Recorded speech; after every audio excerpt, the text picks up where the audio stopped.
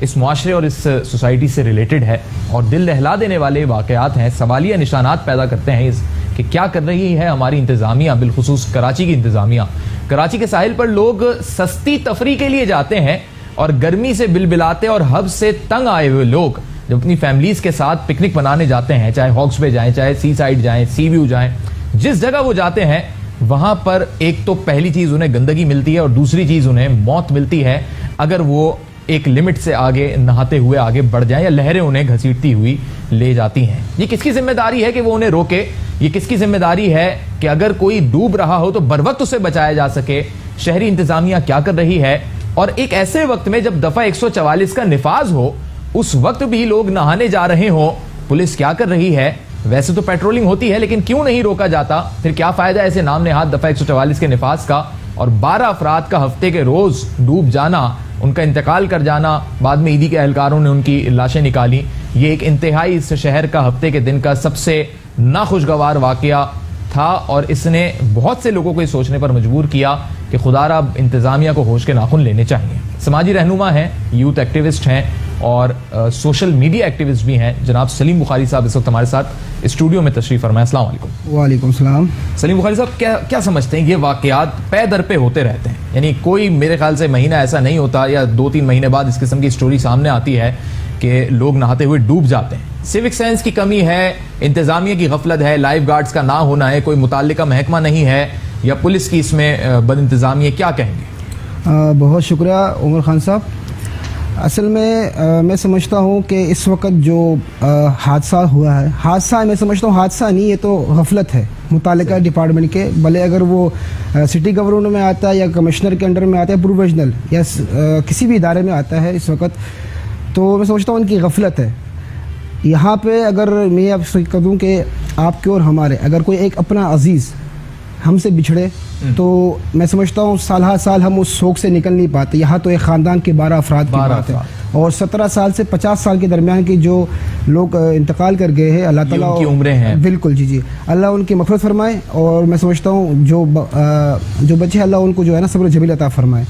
یہ جو مسئلہ ہے یہ سالہ سال اور ہم دیکھتے رہتے ہیں معاملات, اس کا جو ہے نا حتمی ان کے لیے انہوں نے کوئی پلان انہوں نے اقدام نہیں کیا اور یہ متعلقہ اداروں کی غفلت ہے, میں سمجھتا ہوں. اچھا یہ مجھے بتائیے کہ پے در پہ جو واقعات ہیں اور دفعہ 144 کے ہوتے ہوئے وہاں پہ لوگوں کا جانا, تو انتظامیہ تو چلیں اپنی سطح پہ کہ ہمارے پاس کوئی ایسا سیٹ اپ نہیں ہے جیسے ہم باہر ممالک میں دیکھتے ہیں کہ ساحل پر باقاعدہ لائف گارڈز ایکٹیو ہوتے ہیں, دوربین ہوتی ہے, جہاں وہ دیکھ رہے ہوتے ہیں کہ کسی کو ہیلپ کی نیڈ ہے فوراً سے جاتے ہیں. یہاں تو میرے خیال سے جب ڈوب جاتے ہیں تو لاشوں کی تلاش کے لیے جاتے ہیں.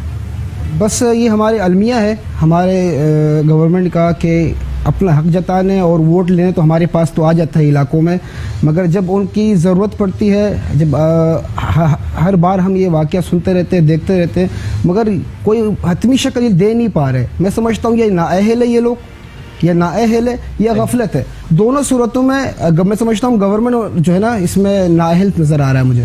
ٹھیک ہے, 2014 میں ایک انتہائی ناخوشگوار واقعہ عید کے ایام میں پیش آیا تھا اور عید کے دنوں میں 36 افراد ڈوب کر جاں بحق ہو گئے تھے اور ان میں سے کہا جاتا ہے کہ کچھ کی لاشیں نہیں ملی تھیں. تو یہ لوگوں میں بھی سیوک سینس نہیں ہے کہ سمندر کی لہریں بے شک بالکل. میں عوام کو اس بات کو اب سمجھنا چاہیے کہ ہماری گورنمنٹ نااہل ہو چکی ہے, ان سے کوئی توقع نہیں کرنی چاہیے. اپنی مدد آپ کے تحت اپنی حفاظت بھی کرنی چاہیے اور اپنے احتیاط بھی کرنی چاہیے. یہ نہیں کہ اگر ہم ہر چیز گورنمنٹ کو بلیم کرتے رہے. ٹھیک ہے, گورنمنٹ اپنی جگہ اس چیز سے بری ذمہ نہیں ہے, مگر عوام کو بھی اس چیز کا شعور رکھنا چاہیے. عوام کو بھی اپنے مدد آپ کے تحت اس چیزوں کا اتحاد کرنا چاہیے. جب ہمیں پتہ ہے کہ گورنمنٹ کچھ کر نہیں پا رہی یا کر نہیں رہی تو ہمیں تو اپنی جان پیاری ہے. غریب آدمی کرے بھی تو کیا کرے, جس جگہ جاتا ہے اتنے ٹیکسز ہیں, اتنے ٹکٹس لگا دیے گئے ہیں, یہ ایک سستی تفریح کے لیے لوگ جاتے ہیں لیکن انہیں کوئی سیوک سینس دینے والا نہیں. دیکھیں اس کے لیے تو ایک باقاعدہ ڈپارٹمنٹ بننا چاہیے, مانیٹرنگ ہونی چاہیے اس چیز کی. اگر مانیٹرنگ نہیں ہوگا, اس طرح آج کسی غریب کا بچہ ڈوب گیا تو کل کسی وڈیرے کا بیٹا ہوگا, کوئی ایم پی ایم این اے کا ہوگا, تب آپ کیا کریں گے؟ وڈیروں کے بیٹے یا کسی ایم پی ایم این اے کا بیٹا ساحل سمندر پہ اس طرح نہانے جاتا ہوگا, ان کے تو اپنے فارم ہاؤس ہوتے ہیں, وہ ان کے تو تفریح کے اپنے اپنے انداز ہوتے ہیں. نہیں, میں نے ایسے لوگوں کو دیکھا ہے جو وڈیرے کے لوگ ہوتے ہیں وہ بھی جاتے ہیں وہاں پہ, ایسی بات نہیں ہے. اگر ان کو احساس نہیں ہے ہونا تو چاہیے, جان تو ہر ایک کی برابر ہے. جو باہر ممالک میں ہم دیکھتے ہیں, ہم باقاعدہ فلموں کے ذریعے بھی ان چیزوں کو عام آدمی بھی جانتا ہے کہ ایک لائف گارڈز کا ایک پورا نظام ہوتا ہے اور ہر ساحل پر ہوتا ہے, خصوصاً وہاں پر جہاں پہ پبلک زیادہ ہوتی ہے. بالکل صحیح بات. لیکن یہاں کراچی کے ساحل کو ایسا لگتا ہے کہ جیسے کوئی نالا ہے, کچرا, گندگی, ریپرز, یہی چیزیں ہمیں دکھائی دیتی ہیں. یہ ہماری گورنمنٹ کی نااہلی ہے, اور کیا کہہ سکتے ہیں. لوگوں کا بھی تو ایک ہے نا. دیکھیں لوگوں کا, جیسا آپ نے خود کہا کہ ایک سستی تفریح ہے, ٹھیک ہے. ایک غریب اگر وہ کسی بھی توسط سے اگر وہ ساحل سمندر تک پہنچتا ہے, اس کو ایک تھوڑی دیر کے لیے انٹرٹینمنٹ ان کی ہو جاتی ہے, ٹھیک ہے, وہ ان کا حق بنتا ہے, ٹھیک ہے نا. اگر وہاں پہ وہ کیا کرے آپ بتائیں, عوام پہ جائیں کہاں؟ عوام نہائے, لیکن اتنا آگے سمندر کی لہروں میں آپ کو کیا لگتا ہے وہ جان بوجھ کے تو وہاں نہیں گئے ہوں گے نا, جان بوجھ کے تو ڈوبے تو نہیں ہے. یہ اپنی جگہ اپنی برقرار رہی ہے بات آپ کی کہ اپنی اتحاد تو کرنی چاہیے ان سے. یہ اس سے نہ ہماری عوام پر ذمہ ہے نہ ہماری گورنمنٹ پر ذمہ ہے, دونوں کو اپنی اپنی جو ہے نا ذمہ داری کو سمجھنے کی ضرورت ہے. یہ بھی اطلاعات آئیں کہ اس میں سے چند لوگ جو تھے, یعنی 2 یا 4 لوگ تھے جو ڈوب رہے تھے, باقی لوگ انہیں بچانے گئے, جو بچانے جا رہا تھا وہ لہروں کی زد میں آتا گیا اور اس طرح یہ تعداد 12 تک پہنچ گئی. بالکل ایسا ہی ہے. تو یہ ایک سبق آموز واقعہ ہے کہ اگر کوئی اور فیملی اس طریقے سے جاتی ہے تو پہلی بات تو یہ کہ اگر آپ کو خود ہی تیرنا نہیں آتا تو آپ دوسرے کو بچائیں گے کیسے؟ بالکل اپنے آپ کو بچانے کی ضرورت میں سمجھتا ہوں, بنسبت کہ جتنے بھی کم سے کم, میں کہتا ہوں پہلے تو ہونا نہیں چاہیے ایسے, اور آپ احتیاط کرنی چاہیے, اتنے آگے بڑھنے کی ضرورت نہیں ہے, بس تھوڑی سی جتنا انجوائمنٹ کر سکتے ہیں کم سے کم کر لے اور واپس آ جائے. عیدی چھیپا کے اہلکار لاشیں نکالتے ہیں یا لائف گارڈز کے طور پر بھی وہی ہوتے ہیں. اگر بے شک چلیں ایک NGO ہے اور ایک اچھا کام کر رہی ہے, انہی کو دے دینا چاہیے یہ کوئی سیٹ اپ اس طریقے کا, کوئی نظام بنا دینا چاہیے. اگر ایڈی اور چھیپا کے حوالے کرنا ہے تو ٹھیک ہے, ان کو دے, اور پراپر سیٹ اپ یا سسٹم ہونا چاہیے جس سے مانیٹرنگ ہو وہاں پہ نہانے والوں کی یا وہاں جانے والوں کی. اب دیکھیں, اب ہم یہاں بیٹھے ہیں, ہم کسی ایک کو بلیم نہیں کر پا رہے, ٹھیک ہے. ہم کمشنر کو پکڑے, وزیر داخلہ کو پکڑے, سٹی گورنمنٹ کو پکڑے, کس کو پکڑے؟